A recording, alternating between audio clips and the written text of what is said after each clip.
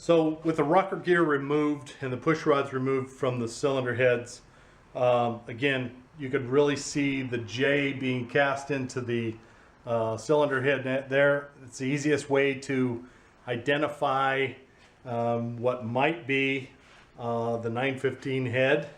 And again, the 915 head is the last 3 digits of the casting number that's on the intake runner, on top of the intake runner, underneath the valve cover. So the best way to find this head is actually pull the valve cover and look for the 915 casting. There's a lot of different cylinder heads that small blocks used, even in the performance era. But again, the TA heads were all 915 casting numbers. I've heard it said that all TA heads are J castings, but that isn't necessarily true. And the reason I know this is because I have a J casting on this side of the block and a U casting on this side of the block. Underneath the cylinder heads, on that same intake, on the underside right here, there's a U cast into this one and a J cast into this one. And on the outside of this one, and we'll show you in just a second, there's actually U's cast in there that is clearly visible on the outside of there. So continuing on this cylinder head, you can clearly see now the offset drilling of the push rod holes in the intake tunnels. A factory cast cylinder head, the intake push rod tubes are drilled right here in this area. They're drilled very, very close to that, and that's why they have that casting intrusion that you can see right here, that casting intrusion into the intake port, because they drill that push rod hole, or that push rod tunnel, through the cylinder head and out the bottom, so the rocker arms are almost straight across perfectly to the intake valve. So with the later model W2 cylinder heads that came out in 76, 77, and these TA cylinder heads, we have an offset rocker arm that works from the push rod tube offset toward the valve. So as they were drilled, the regular production small block heads, they were drilled almost perfectly in line and offset very little. The TAs are drilled off to the side again, and as you can see, that has to be an offset rocker arm to make that, even though that rocker arm intrusion was, or excuse me, the push rod tube intrusion was never removed from the intake runner itself. So I'm going to give you a close-up of these casting numbers, and as stated before, I'll show you that this was actually engineered later to be the 360 cylinder head, as the casting of this cylinder head is exactly the same as the 915s used in the later 360 small block engines. The casting number on this cylinder head is 6415915.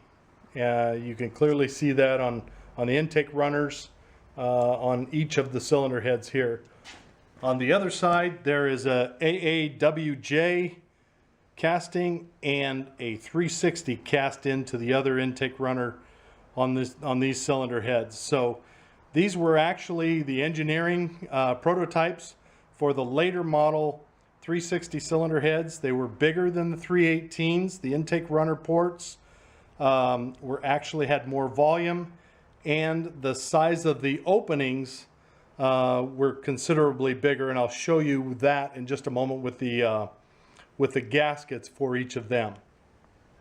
So I've loosely reinstalled the rocker gear on this particular cylinder head, and you know, we've run a close-up here where you can very easily see the difference between an exhaust rocker arm here with its straight shot across to the push rod tube, and the offset rocker arm here that has the canted or offset to the spread push rod tube to get back to the valve that's in the same location as any other small block engine, any other 340, 360 head. The valves are in exactly the same spot. The difference is, of course, the rocker arm, the push rod tubes are actually offset. Also, for comparative purposes, I brought out regular production small block 340, 360, 318 heavy duty rocker gear, that you could see the difference between the fully enclosed cast iron rocker gear that's very, very specifically manufactured, machined, to the regular production rocker gear that they put in millions of small block Chryslers, where it's just a stamping from steel and it sits on the shaft. The shaft has lube holes for each one underneath, and that's how they get oiled, and the oil just spills out onto the top of the valve and back returns to the pan. But there's a remarkable difference between the rocker gear of a TA engine and a regular production engine.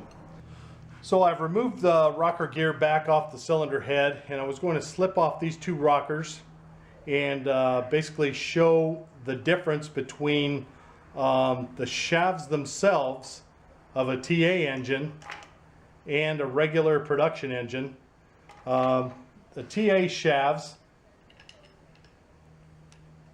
actually have what's called a banana groove that's cut into the shaft for better and wider oil distribution to the bottom of the rockers. The rockers are not bushed, they are just cast and then honed accordingly to go right onto the shaft. So oiling and lubrication is pretty paramount. They also have a ball and cup push rod end, as you can see the ball on the rocker arm right here, and the cups on the push rods on the opposite side of the cylinder head, as these are missing on this side.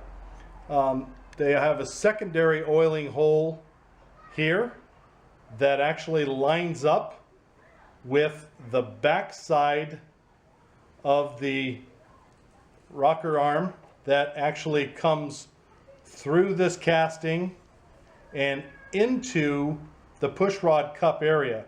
Now this is just how they machined that. They actually drilled through here to get to the inside of the push rod. So those two holes, the banana groove in the bottom of the shaft actually lubricates the bottom side of this rocker, and this other secondary hole, nearly 90 degrees from it, about 75 degrees from it, actually comes out the back of the rocker and comes into this push rod cup area, this push rod ball area, and fills up the cup of the push rod so it won't burn one of the balls and cups on the rocker gear. So very specialized rocker arms, of course, on a TA because of the offset drilling of the push rod tunnels, and very specific rocker arm shafts that carry the lubrication to these highly specialized rocker gear here for the TA engine.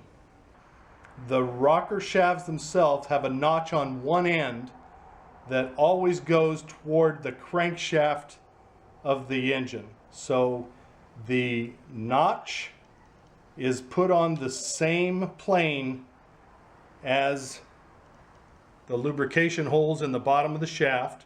You can see the notch and the lubrication banana groove there. So when you install this with the rocker arms, you will no longer be able to see where the holes are.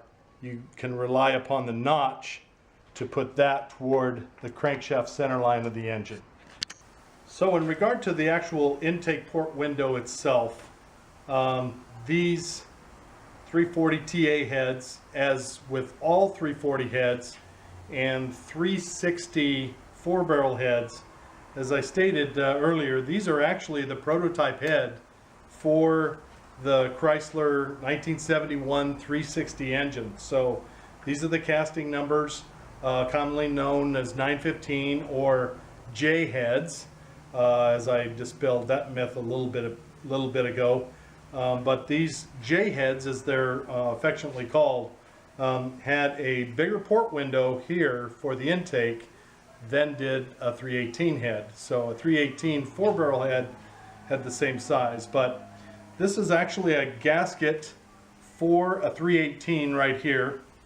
So as you look at that, it appears to be the right size gasket, but there's a huge amount of volume above and below this port that I'll show you right now. The 318 ports are considerably smaller than the 360 ports, and I'll show you that. We'll flip this whole thing around here and I'll show you that you can see quite a bit of difference between the height at the top and the bottom of the two gaskets. So that's really the difference between a 340, 360 head and a 318 head small block Chrysler engine.